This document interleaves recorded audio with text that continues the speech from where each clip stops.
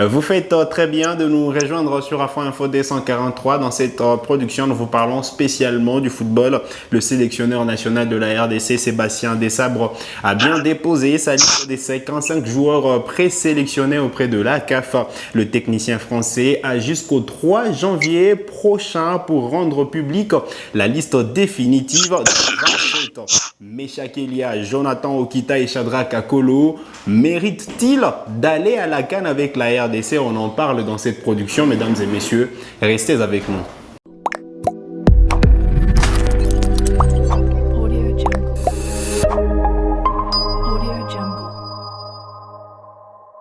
Allez, très content de vous retrouver sur Afro Info D143 et pour en parler, nous sommes en direct de la Suisse avec Steve Mbala, journaliste sportif congolais.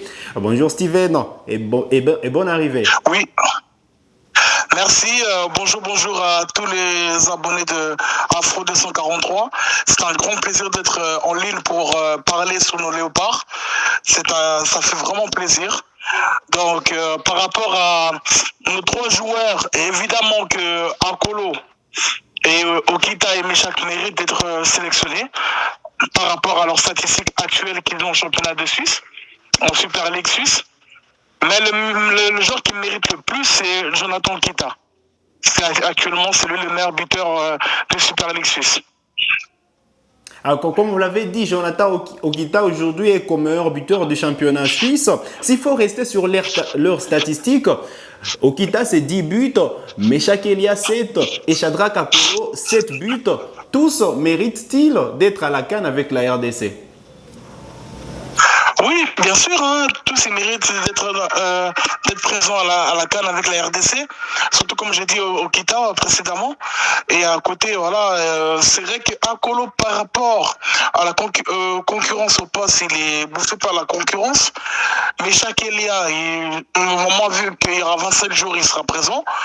Et Okita, selon les échos que j'ai reçus, avec l'équipe nationale lors du dernier stage en Espagne, il n'a pas vraiment carburé. C'est ça qui pourrait porter préjudice pour la suite par rapport à lui. Mais je confonce plus à Okita parce que je pense qu'il reste, une journée avant la trêve internationale pour la Suisse. Et je pense qu'Okita, il est capable de marquer encore un but ou deux buts avec le FC Zurich, qui est actuellement la deuxième meilleure équipe du championnat de Suisse. Allez, vous avez dit Okita, selon vos échos, il n'a pas carburé lors du précédent stage en Espagne. Est-ce que ce n'est pas la concurrence qui l'a bouffé? Mais s'il faut rester sur les performances en club, quand même, c'est parmi les meilleurs attaquants. Oui, bien sûr, hein, et c'est parmi les meilleurs attaquants qui est actuellement en club. Je crois que selon mes statistiques, c'est le deuxième meilleur buteur congolais en activité après Simon Banza. Donc moi personnellement, en tant qu'analyste sportif, je prends directement pour Okita parce qu'on a besoin de lui. Il faut prendre les meilleurs des meilleurs. Il ne faut pas prendre d'autres joueurs pour faire du surplace. Mais avec Okita, je pense qu'on peut faire quelque chose d'extrêmement bien. On peut même marquer des buts. Après, c'est vrai que lui aussi, il est buté par la concurrence, mais pourquoi pas, vu qu'il y a 27 jours, je pense qu'il a la capacité d'être aligné parmi les 27 pour la CAN. Hein. Allez, la capacité, il en a, mais il faut dire quand même qu'il y a la concurrence à son poste, avec aujourd'hui Silas, Théo Bongonda, Johan Wissa, Meshak Elia. Il faut rappeler qu'on a élargi quand même la liste définitive, elle sera de 27 joueurs. Avoir Okita à la CAN, ça ne sera pas une surprise.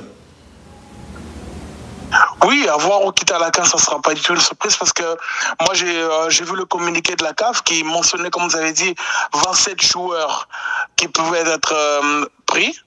27 ou 27, mais c'est pas une obligation. Mais je pense que DC va prendre 27 joueurs. Et puis 23 joueurs qui peuvent être dans la feuille de match lors de chaque match de la compétition.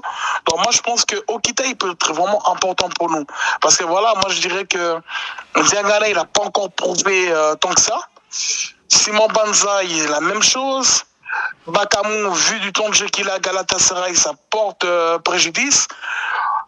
Moi, je dirais que Kita, on a vraiment besoin de lui. Après, Akolo, je pense pas qu'il sera sélectionné au vu de la concurrence qui l'oppose avec Yohan Wissa, avec Meshak Elia, avec Diangana, justement, avec Simon Banza.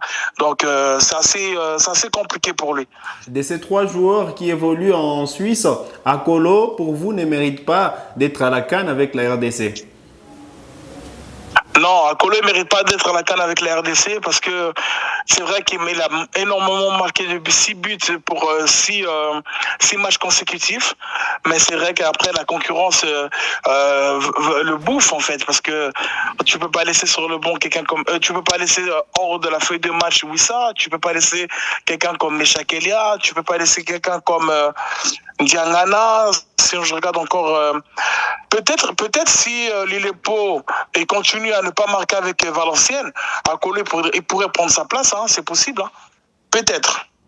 Et si on parle de Meshak Elia, ça fait quand même un moment que Meshak Elia peine à carburer en équipe nationale de la RDC. Est-ce qu'également ses précédentes prestations ne peuvent pas jouer en sa défaveur pour être à la CAN? Oui, après c'est vrai que Meshak, il a beaucoup de chance d'être là par rapport à ses prestations qu'il a en club. Après, ce qui est sûr, c'est que sa place est en point d'interrogation en tant que titulaire en équipe nationale, au vu de l'arrivée foudroyante de Diangana, qui est vraiment au top des tops avec West Bromwich. Et puis, pourquoi pas aussi de l'autre côté, il y a Théo Bongonda, il y a Wissa. Donc, Meshak, il a beaucoup de chance d'être à la CAN, mais il a beaucoup de chance d'être sur le banc au vu de ces dernières statistiques en équipe nationale. Il n'a ni fait de passes décisives, ni marqué de buts lors des 4 derniers, je crois, sauf erreur, lors des 2 ou 3 derniers matchs, il n'a pas marqué de but en fait avec l'équipe nationale, ni une passe décisive. Donc c'est assez compliqué, c'est vraiment le noir pour lui en fait. Allez, on va parler quand même de cette question qui taraude aujourd'hui l'esprit de plusieurs Congolais. Et faut-il avoir des nouveaux joueurs avant la CAN? Est-ce que ces nouveaux ne peuvent pas venir justement perturber l'ambiance? Là, on parlait d'ailier généralement avec Okita, Akolo et voilà, et Meshak. Est-ce qu'on ne peut pas avoir d'autres attaquants ailiers de métier qui peuvent rallier la sélection pour justement venir apporter en plus à la RDC avant la CAN? Bon, déjà dans mes échos que j'ai, je pense que vous avez les mêmes, je pense que vous avez les mêmes échos que j'ai. Le coach a besoin de récupérer Wan-Bissaka. Le coach aussi est en train de faire le nécessaire pour récupérer Stéphie Mavididi. C'est un excellent joueur actuel avec Leicester. Il a marqué 5 buts. Excusez-moi. Je voulais dire, Stéphie m'avait dit quand même, ça carbure depuis qu'il a rejoint Leicester en deuxième division anglaise. Énormément, ça carbure énormément. Chaque week-end, il marque des buts. Chaque week-end, il fait du bien à Leicester, actuellement en Championship. Et je pense que si on a un joueur comme Mavididi avec nous, ça va faire vraiment mal à nos adversaires à la CAN. Et après, je pense que le coach aussi, il est temps de vouloir récupérer 2, 3, 4, 5 joueurs en équipe nationale. Et je pense que vraiment on doit avoir des nouveaux joueurs parce qu'on ne peut pas aller à la CAN avec cette équipe-là. Je l'ai dit depuis le début, depuis notre qualification, c'est pas possible d'aller à la CAN avec cette équipe-là. Il faut se renforcer. Parce qu'après, justement, les stages qui sont juste avant la Coupe d'Afrique, je pense que j'ai vu hier, je ne sais pas si vous avez vu le communiqué de la CAF qui stipule que les joueurs vont être libérés le 2 janvier. Officiellement le 2 janvier.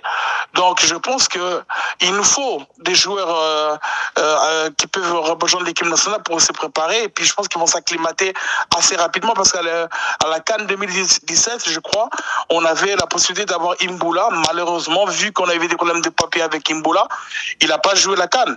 Mais Imboula, il venait d'être récupéré. Pareillement comme Bolassi en fait, à la dernière minute. Donc je pense qu'il y a des possibilités.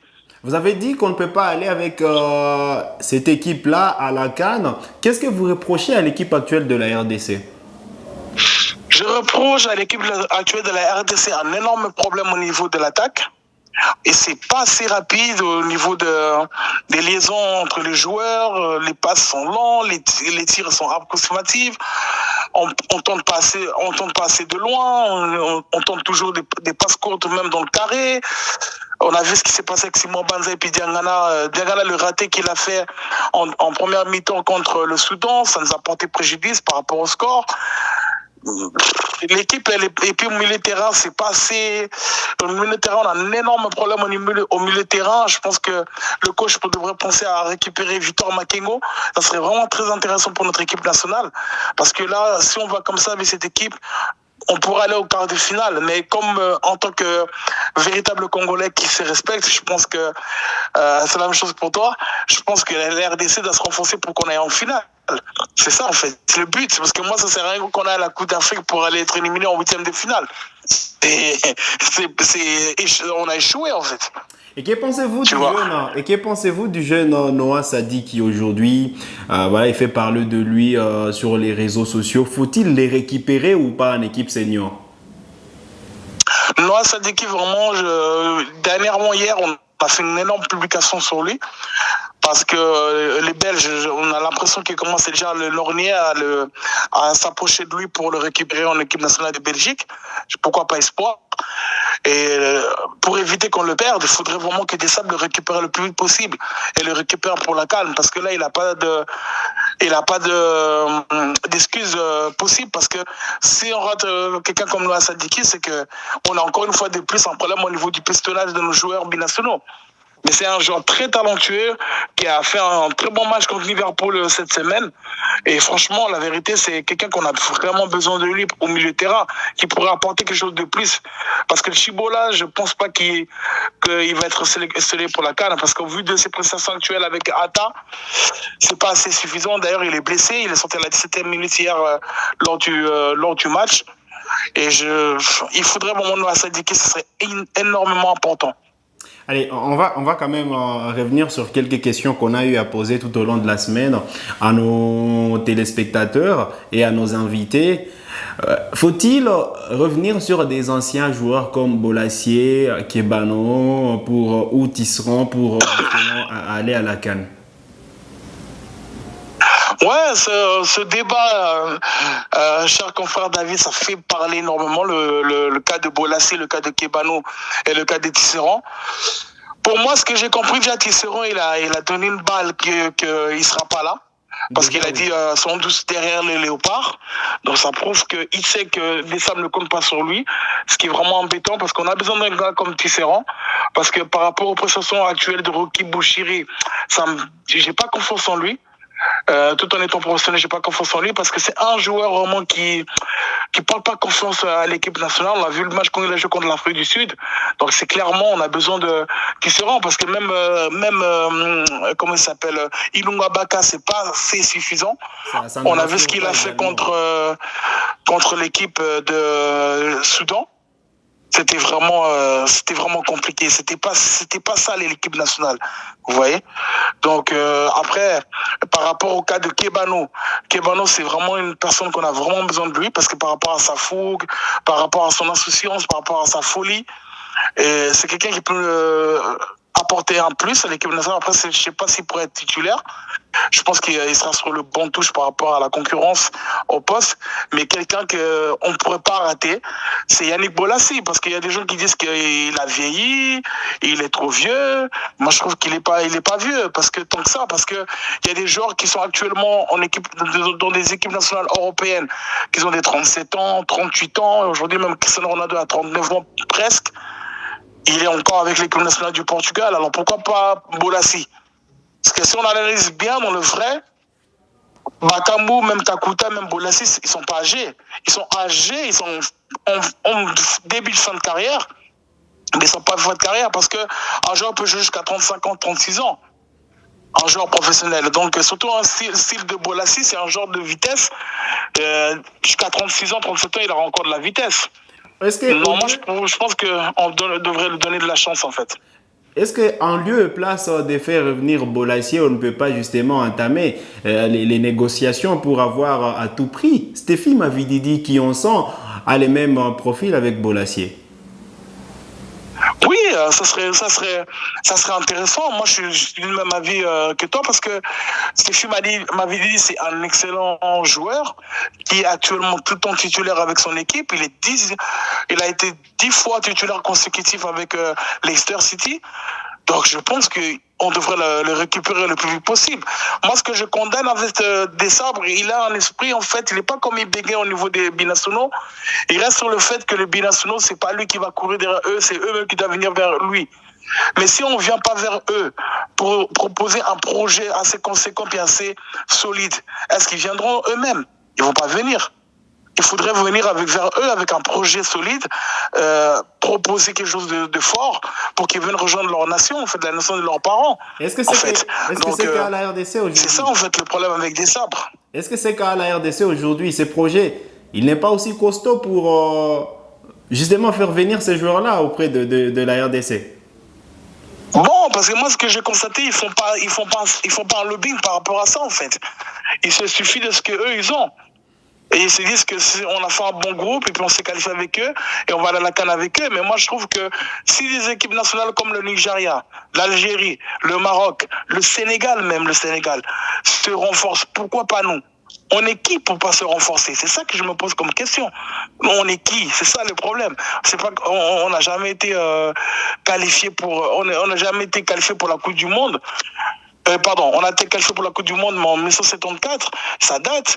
Et là, aujourd'hui, on cherche à se qualifier pour la Coupe du Monde et puis pour aller à la CAN pour faire quelque chose de bien. On ne cherche pas à faire figure à la CAN. On est quand même la RDC. Donc, on a la capacité d'approcher ces joueurs de talent parce qu'il y en a beaucoup des binationaux. Il y a Mateta, il y a Sifi Mavididi, qui a du temps de jeu, il y a Axel Toazembe, il y a Bissaka, et j'en passe, ils sont énormément beaucoup. Il y a Victor Makengo, on ne peut pas attendre qu'ils viennent vers nous. Vous voyez, je ne sais pas si vous me comprenez. Oui, je comprends. Peut-être une dernière question avant de terminer. Des joueurs locaux, sont-ils aussi à même d'être à la CAN avec l'équipe nationale senior de la RDC? Ou du moins, il y a ceux qui n'ont pas le niveau? Bon, cette question elle est assez délicate, elle est assez compliquée. Moi, je dirais personnellement que nos joueurs actuellement locaux ils n'ont pas le niveau pour jouer en équipe nationale. Ils n'ont pas le niveau pour jouer en équipe nationale. Je cherche même un joueur pour récupérer à Mazembe ou à Lupopo, il n'y en a pas. Avec Club, il n'y en a pas. Il y a des CMP, évidemment, Moukoko Amale. Au niveau local, il y a personne à part Sadi Badjo. Je ne sais pas qui on peut récupérer au niveau local parce que le championnat, il est pas encore revenu comme on le souhaite, en fait. Il est encore en train de se rechercher. Les playoffs, ça marche, mais c'est pas encore le niveau qu'on avait il y a les 10 dernières années. Donc, moi, je dirais que c'est pas possible. Au vu de la concurrence au poste, je vois pas. Déjà, même Moukoko Amali, c'est déjà compliqué pour lui parce qu'il y a Bayeye, il y a Gédéon Kaloulou, il y a Jordan Ikoko. Et pourquoi pas en arrière droit binationaux qui peuvent revenir. Par exemple, Sévi de Gangon, je crois, il joue Sévi de Gangon. Donc, c'est compliqué. Allez, c'était un plaisir de vous avoir, Steven, depuis la Suisse. On a parlé de ces 3 joueurs qui carburent en Super League, Meshak Elia, Jonathan Okita et Akolo. En tout cas, c'était un plaisir de vous avoir encore une fois.